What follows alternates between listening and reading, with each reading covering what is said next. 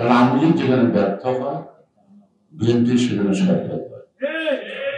আওয়ামী লীগের অতীতের অনেক ব্যর্থতা, কিন্তু সেসব ক্ষেত্রে বিএনপির সফলতা।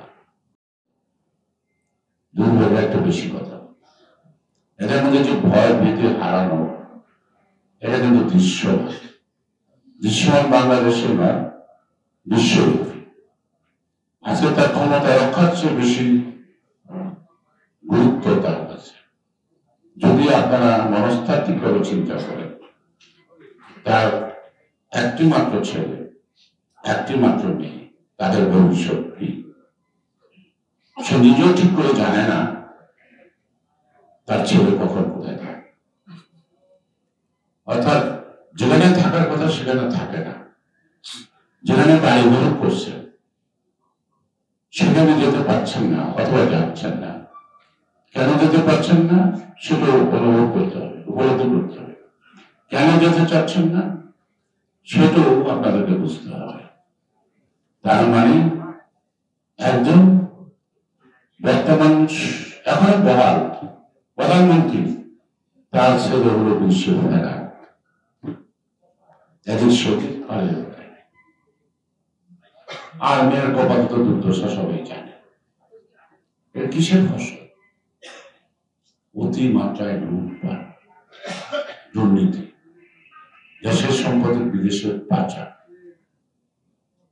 কেউ কেউ বলেন মাঝখানে আবুধাবি গেছিল। কেন গেছিল? মেয়ের জামাই হতে পারে, এখন সম্পর্ক নাই, একসময় ছিল। তিনি অনেক টাকা নিয়ে দূরে বেড়া করেছেন, ওনার মেয়ের জন্য অনেক টাকার মালিক হইল। আবার তিনি এটা অন্যের কাজে চাপানোর জন্য জামাই চাচার বিরুদ্ধে মামলা করছেন ২,০০০ কোটি টাকা মুদ্রা পাচার। দুদক করছে না, লোকটা গ্রেপ্তার করছে না। তাহলে এই টাকার উৎস কোথায়? যখন ভালো সম্পর্ক ছিল তখন এই টাকা দুর্নীতির মাধ্যমে লুটপাট করার সহযোগিতা করেছেন। তার মেয়ের শ্বশুরকে মন্ত্রী বানিয়েছেন তাপস্বালী। আবার যখন সম্পর্ক ছিন্ন হয়েছে আস্থা করে নিক্ষেপ করছেন, খালি মারতে পারে নাই, বলবেন পালিয়ে গেছে, দেশে নেই।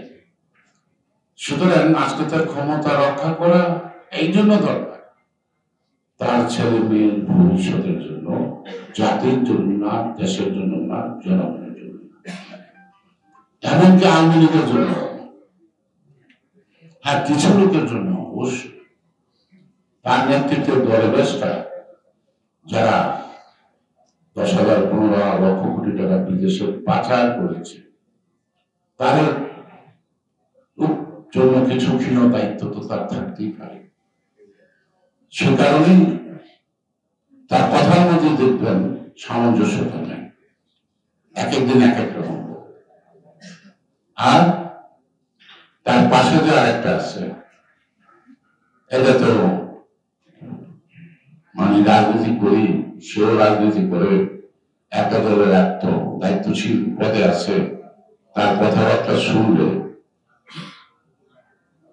ওই জীব জানোয়ারের হাসে, মানুষ তো বাদে দিলাম। সুতরাং এই অবস্থা কখন আসে? মানুষ গায়ের তাপ যদি বাড়ে, অর্থাৎ জ্বর করে, তখন আবল তাবল বলে না। সুতরাং তাদের ধ্বংসের তাপমাত্রা ক্রমান্বয়ে বৃদ্ধি পাচ্ছে, সেখানে তাদের কথায় সামঞ্জস্য নাই, আবল তাবল ভাবছে। বেশি কথা না বলে শুধু একটুকু বলবো যে বিএনপি রাজনীতি ধ্বংস হয়ে গেছে, শেষ হয়ে গেছে, কথা বলে আজকে একজন বিশিষ্ট দলের বিএনপিতে যোগদানের মধ্য দিয়ে কি তা প্রমাণ হয় যে বিএনপি রাজনীতি ধ্বংস হয়ে গেছে?